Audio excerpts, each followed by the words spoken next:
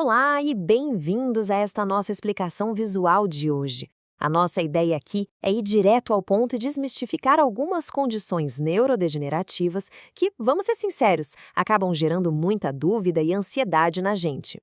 Para quem busca envelhecer bem, com mais autonomia e qualidade de vida, entender a ciência por trás de como a nossa mente funciona é, sem dúvida, o primeiro passo. Afinal, ter a informação clara é o que nos dá poder para tomar as rédeas da própria saúde.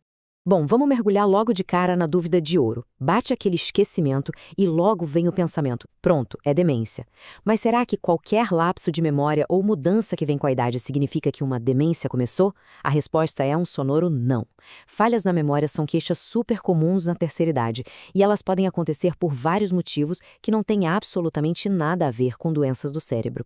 Pode ser o efeito de algum medicamento, uma questão clínica geral, quadros emocionais como a depressão ou simplesmente o próprio envelhecimento natural do corpo.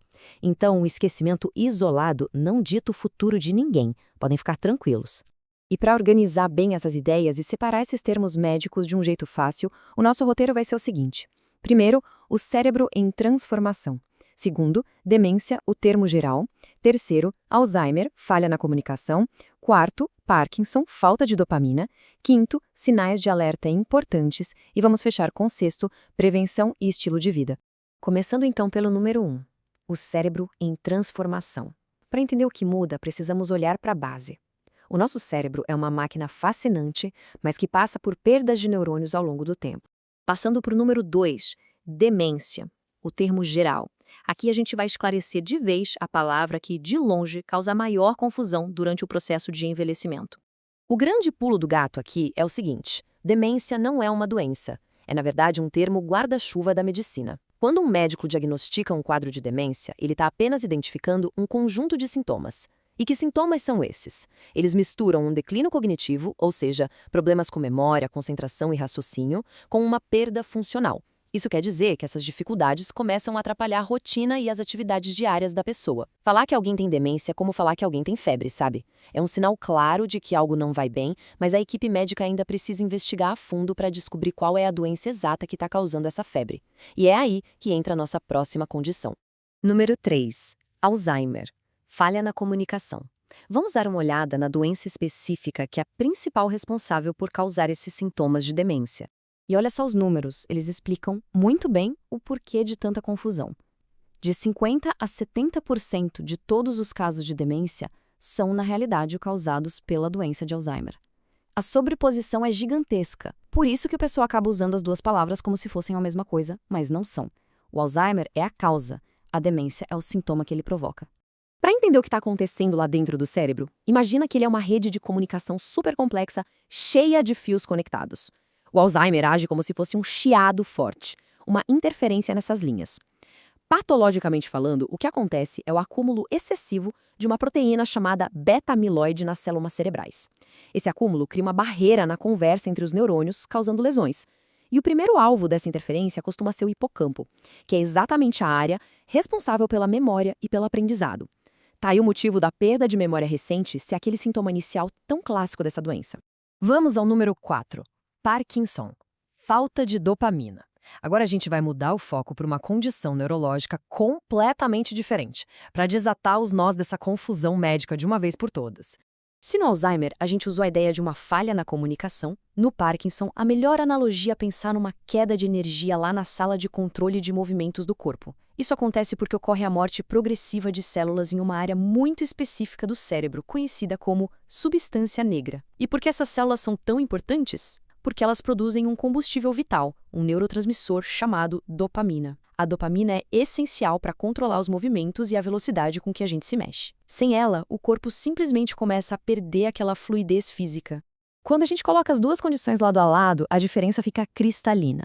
Do lado esquerdo, o Alzheimer ataca o hipocampo, afeta a memória e é causado pelas placas da proteína beta-amiloide. Do lado direito, o Parkinson atinge a substância negra, afeta o controle motor e acontece pela falta de dopamina. Ou seja, estamos falando de áreas do cérebro completamente distintas, sendo afetadas por razões totalmente diferentes. E isso nos traz a um fato médico que é um verdadeiro alívio, destacado aqui pelo neurologista Dr. Rubens Curi. Justamente por serem doenças que operam em sistemas cerebrais diferentes e por motivos distintos, uma não leva à outra. Ter Parkinson não aumenta em nada as chances de desenvolver Alzheimer. Entender que essas coisas são separadas é fundamental para a gente não criar uma ansiedade desnecessária sobre o nosso próprio envelhecimento. Número 5. Sinais de alerta importantes. Com a ciência bem explicada, vamos trazer isso para a vida real. Quais são os sinais práticos de que é hora de buscar a ajuda de um neurologista? Ao observar os sinais clínicos iniciais, as famosas bandeiras vermelhas, a diferença entre as duas condições fica evidente. No caso do Alzheimer, o alerta é focado na cognição. Começa com a perda da memória recente, uma certa dificuldade de aprendizado, a pessoa fica desorientada no tempo e no espaço e até apresenta problemas para achar as palavras certas durante uma conversa. Já no Parkinson, as bandeiras vermelhas gritam no aspecto físico. É o famoso tremor de repouso nas mãos ou nas pernas, a bradicinesia, que é um nome médico para uma lentidão excessiva nos movimentos, que dificulta até para andar ou escrever, além de uma rigidez muscular bem perceptível. Mas preste muita atenção nisso porque é crucial e muita gente desconhece. O Parkinson não é feito apenas de tremores. Existem bandeiras vermelhas não motoras que podem inclusive aparecer anos antes de qualquer problema de movimento das caras. Estamos falando de coisas como uma perda inexplicável do olfato, constipação intestinal severa, mudanças emocionais como ansiedade e depressão que surgem do nada e distúrbios graves do sono, em especial uma condição onde a pessoa vive ativamente os sonhos e chega a se debater na cama. Perceber esses fatores lá no comecinho é vital para garantir um bom acompanhamento médico. E vamos ao nosso número 6, prevenção e estilo de vida. Aqui, a gente sai um pouco daquela parte de sintomas clínicos e diagnósticos para entrar no território da esperança e da ação. O quanto o nosso cérebro é capaz de se proteger. A ciência moderna já nos provou que a genética não é um destino selado.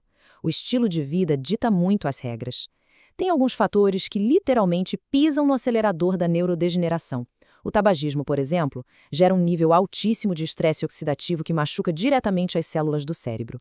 Estima-se que quase 14% dos casos de Alzheimer tenham alguma ligação com o fumo.